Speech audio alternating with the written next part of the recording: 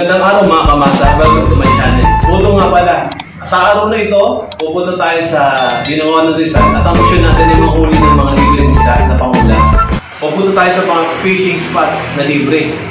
At the same time, magluluto tayo, catch and cook tayo. At the same time, pupunta tayo sa mga lugar malapit doon sa pupuntahan natin na pwede tayo kumuha ng mga tips o magbibigay kami ng mga tips regarding sa negosyo. Sa ngayon, maghahanda na tayo at aalis na tayo. So,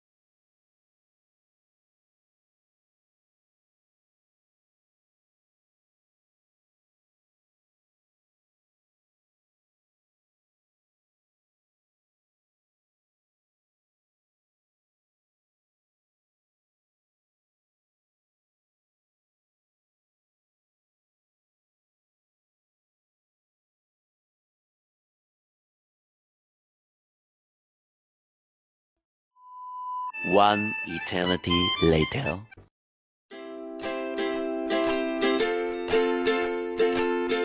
ganda! Wow! Yan. Pilipinas! Park. Wow! Ito pala yun, first time namin dito. First time. Try natin mag-setup. Try natin makahuli.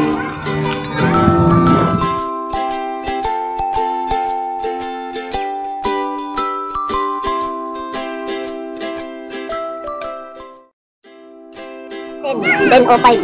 Pumili na kami ng pagkain kasi parang nag-aalmusal. So ayan, yun yung ganito. Kita yung kinita natin yung masa. Kita natin kung makakasama sa masa na to.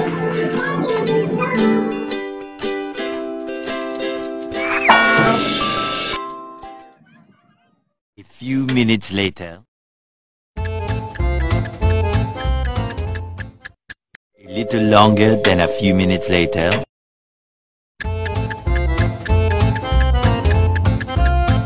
Time check mga kamasa, 10:33. 30 minutes na tayo rito, 30 minutes. So, wala pa kami nahuhuli. Alat. Meanwhile, Savior. Ano yan? Napera kami kaninang bulate kasi yung masa namin, hindi kinakagat. Yan, Savior natin. Thank you! Pang 20. Star Antonio Lambada. Live bait tayo, live bait. Nandiyan yung may paligid, may libreng sounds dito. Maganda yung park kung mag-relax na lang. Pwede dito. Okay guys.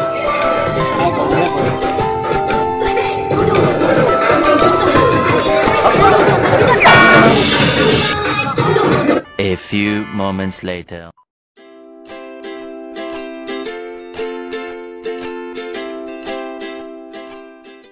Many minutes later.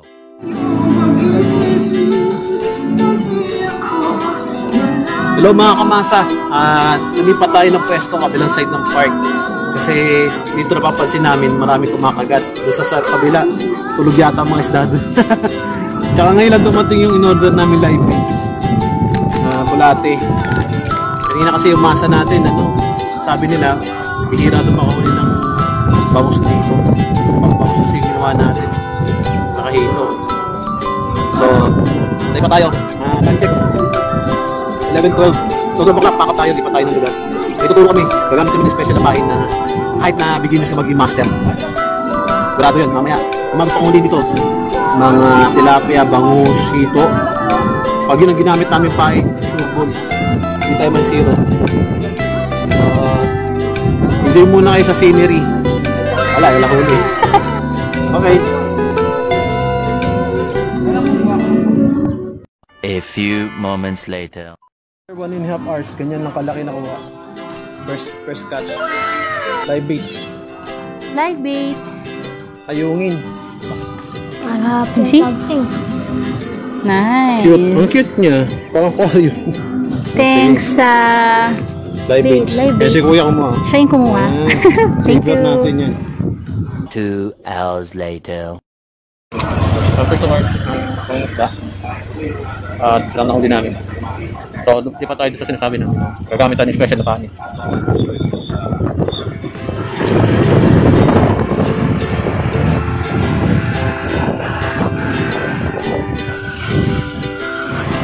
Lilipat kami ng spot.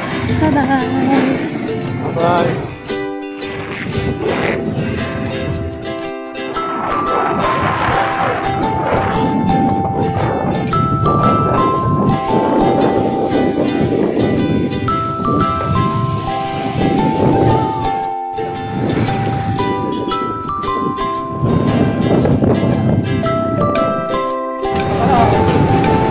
Dito tayo sa bago natin spot. So guys, ito tayo. Andito tayo ngayon sa ngayon manguhuli tayo ng isda. Gamit ang magic kain.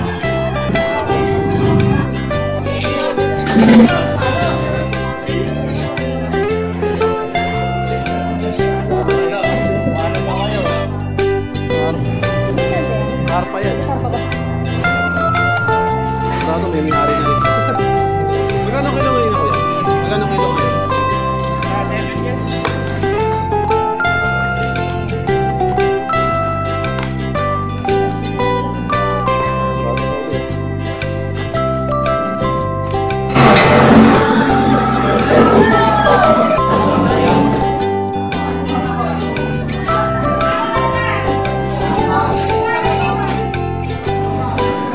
Video ako lang.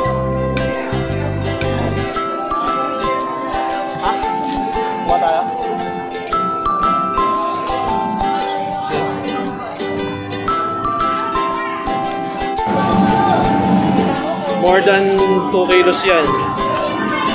Yan. Sa halaga 200, dami no.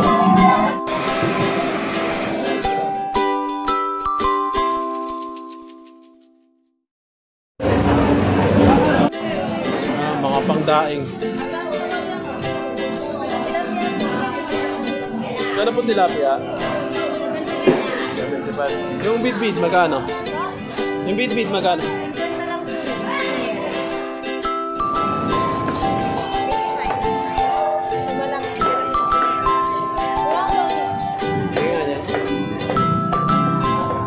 Sakto. 2 kilo. Kilo lang yan. 80 nga eh. Ah, 85 ba? 60 na naman. Huli ko na yan. Pakihaw ko lang naman eh.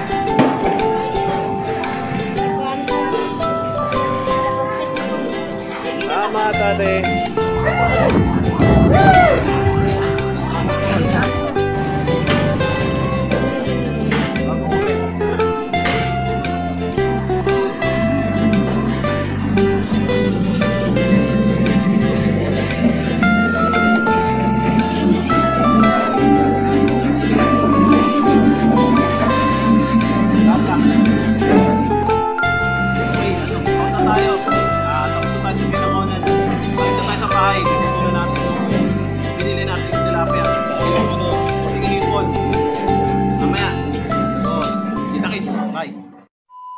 One eternity later. Kamasa, nakauwi na kami.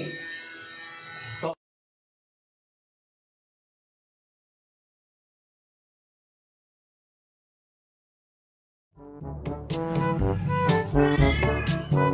ayun po ulit mga kamasa, ito retouch na po ako.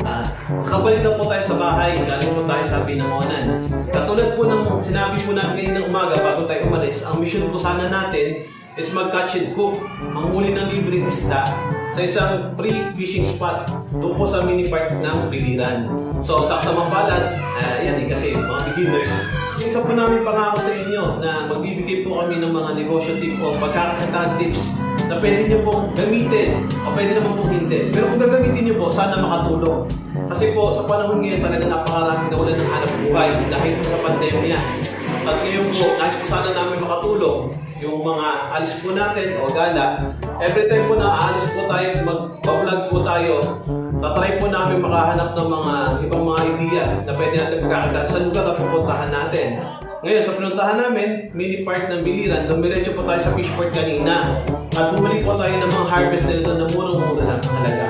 So isa po yun, yung plak-plak. Nakita nyo kanina sa pinuntahan natin. Sumunod po, itong i-picture natin ngayon, itong puting hipon. So, ito po yung gagamitin natin ingredients sa paggawa po ng isang merienda o pwede rin naman po ulam. na pwede nating pantinda at pwede nating ibenta sa office, sideline, kung gusto nyo mag-benta sa mga office nyo, or gamitin yung mga uso ngayon kasi uso yung online selling dahil talagang lahat ng tao nagluluto na dahil kailangan nila kumita na extra. So, gagawin nyo na po, lulutuin nyo siya, ilagay nyo sa magandang packaging, gawa po kayo masarap na sauce, sigurado papatok po yan at kikita po kayo. Ito po yung tinatawag natin na maliit na puhunan, malaki ang kita sa isang buwan. So, kung ipunin nyo po siya. So, ito po yung mga procedures, ito na rin po yung mga ingredients.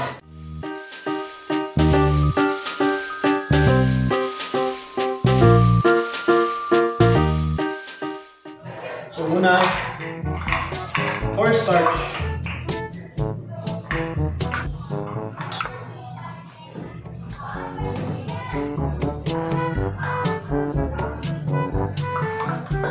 Ng cornstarch.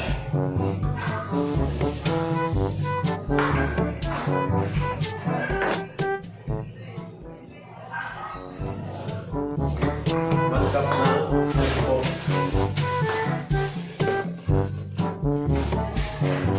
Tapos pacho. Pinascrape ko yung kutsilyo.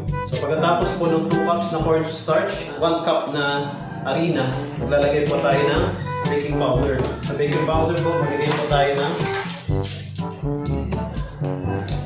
1 teaspoon ng baking powder.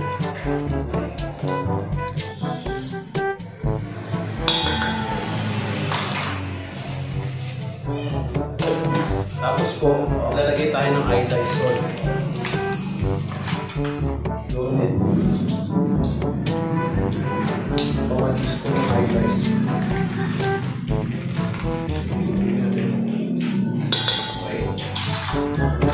Tapos lagyan po tayo ng powder ng pepper, blonded pepper. So lagyan natin siya ng tablespoon.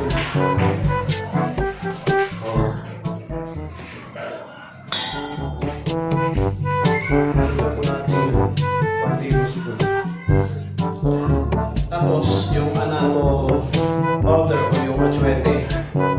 So lagyan tayo ng ganun din. Kasi titikat pa siya pag naluto. So after nyan, lagyan po natin yan. Lagyan po natin ng patis. Lagyan tayo ng 1 tablespoon. Hindi na pa ako gagamit. Benching. So okay yan. Lagyan natin. Tapos po, lagyan natin siya ng garlic powder. Yung iba po kasi ginagamit talaga nila yung totoong garlic. Dinatize po nila. Tapos hinahalo nila. Ako po gagamit ako ng powder para mabilis siya lumasa. So, yan. Lagay tayo ng isang kutsara. Tapos lagyan po tayo ng itlog. Lagyan natin ito ng itlog.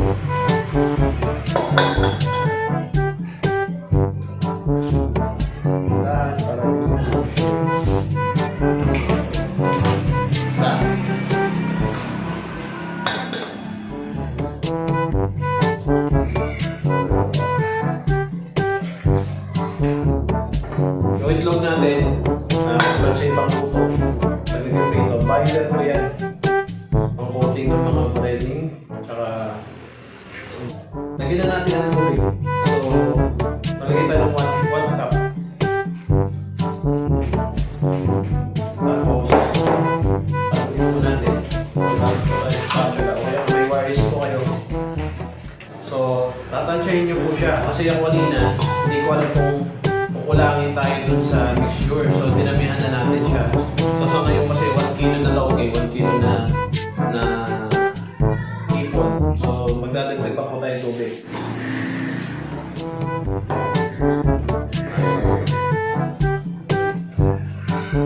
So, tansya ko po, nilagay ko po kasi kanina 1 cup. Tapos, nilagay po tayo ng kalahati. So, dapat po, mawala yung lumps. Gawin lang natin, mahigit. Yung mga konting lumps pa eh. Iwala sa sibuyas. Kasi ngayon po kasi, ang mahal po ng mga ingredients. Sa buyas pala po, magkano na. Gagawin natin, since patinda po ito, itadice natin siya. Hindi siya step-step na gaya sa yung tawagin ng malabot. So, gagawin natin, dadice natin, kaya halo natin para pamalat na po yung ingredient. Kaya natin.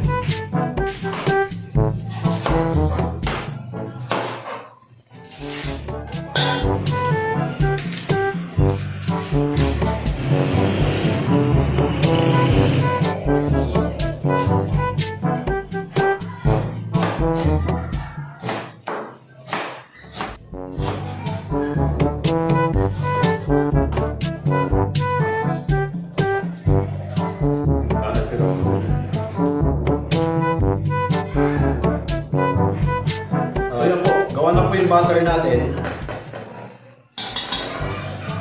Pwede na po ito. So, gagawin po natin, mag-prito na po tayo. So, ngayon, palagyan na po natin yung mantika. Sa kawa po tayo nagluto para maganda po yung pagkaka-hold niya sa kawaling malaki. Kasi pag sa maliit kasi nadideform siya. So gagawa tayo, gagamit tayo ng, depende po sa pagsukat ninyo kung ano po yung gagamitin nyo. Sa akin po kasi yung maliit na plato. So gagawa po tayo ng medyo malaking size para sa presyuhan ko. Tayo natin siya uminit. Okay, tignan natin kung mainit na yung mantika natin. Baka natin maunti. Yun, yun. So, babaan natin yung heat niya. Medium lang natin kasi tignan ito. Sunog. So, gagamit tayo ng para pantay-pantay yung measurement ng ingredients. Since kaya naman siya i-measure nito. So, gagamit ako ng measuring cup. So, sa ganito kalaki, try muna natin guys. Pag pambenta, standard dapat. So, isang puno. Yan, isang puno. Lagyan natin dito. Isang puno na maliit na medium size na plato. Ikalat po natin. So, gagawin natin base sa ating okay. Tapos, ganun din. Gamit din tayo ng measuring. Siguro dito, 1/4 ng measuring cup pwede na.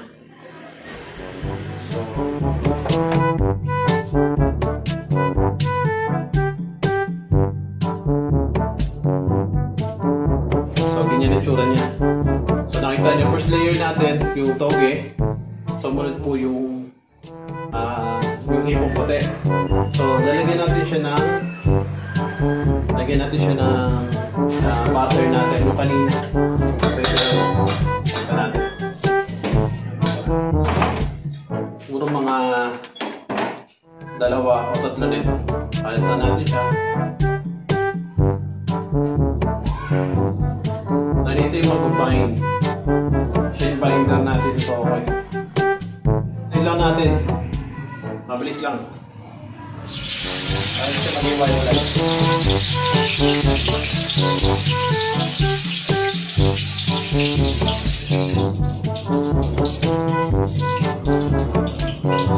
So habang nag-aantay, gawa ulit tayo. So ganun ulit. Same procedure. 1 cup ng toge para naka-ready na tayo. Tapos nagsitan nito.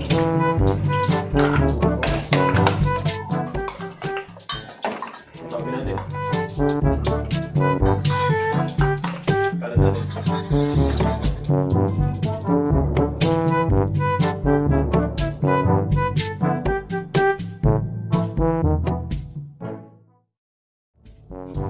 So, tingnan natin. So, 5 minutes.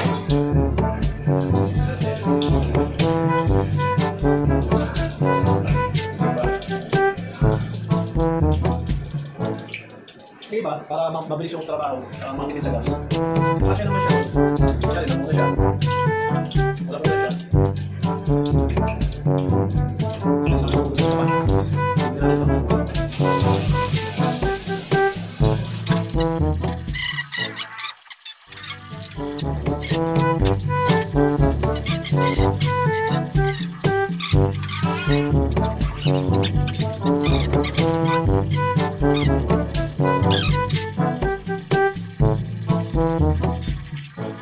Ano siya? Tulad nito. Balikan nyo na mga 5 minutes. Sa medium heat lang. Sa medium na ako eh. Tapos guys, kung meron kayong strainer para yung hangoy nyo madrip yung mantika, much better. Kung wala naman po, paper towel o tissue, makapal. Pero sa akin, meron po kasi akong yung pang empanada na rack. Kapag naluto, lalagay ko siya rito, parang plato na katayo. So habang may dapat, ilalagay mo na siya para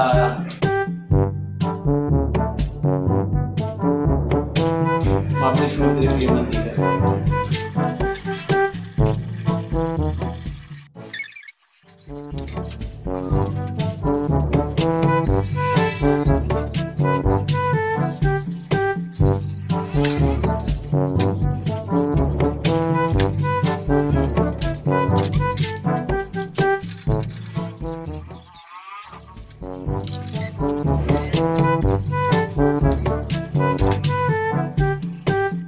Binibilhan namin ng mga ganito. Ang liit lang, 30 pesos. Sobrang liit lang, saka nipis. 30 na bentahan nila. Tapos tipid pa yun sa hindi siya sinisiraan pa. Tipid pa yun sa hipon. Ano ba yung nilalagay natin, no? May hipon, dahil nilalagay. Hindi siya tinipid. Ngayon sabi ko na, maglalabas ka ng produkto, dapat siguraduhin mo na babalikan ka. Word by mouth, ikakalat nila na puntahan ka o bilihan ka. Hindi word by mouth, pigilan nila yung mga friends na bumili sa'yo dahil nadala. Yung word ng binahin nila, hindi na dapat ang utak natin tumita. Dapat yung tayo sa customer. Dahil sila rin nabubuhay sa atin eh. Pag dumami sila rin nabubuhay sa atin. So sana, makulit man ako paulit-ulit, sana, saka pagbigay ako ng magandang tip sa mga gusto mag-sideline ng mga pagluluto ng pagkain. Okay? Ito na, natapos na natin. So bilangin natin nagawa ko dun sa ginawa ko measurement. Kasi, ang sabi ko kanina, in-estimate ko siya, presyo 25 pesos. Enough po yun na. Usually yung binibili namin kasi mas maliit dito, 30 pesos na. Sa ganito kalaki, tsaka sa ganito karaming hipon, pwede natin siyang presyo ng 50, 50 pesos or 60. Lagyan nyo na siya sa magandang packaging, tapos lagyan nyo ng sarap na dipping sauce.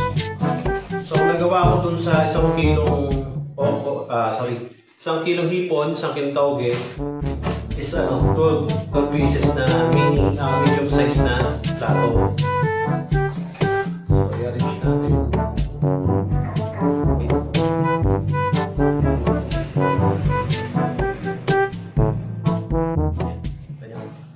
Pieces.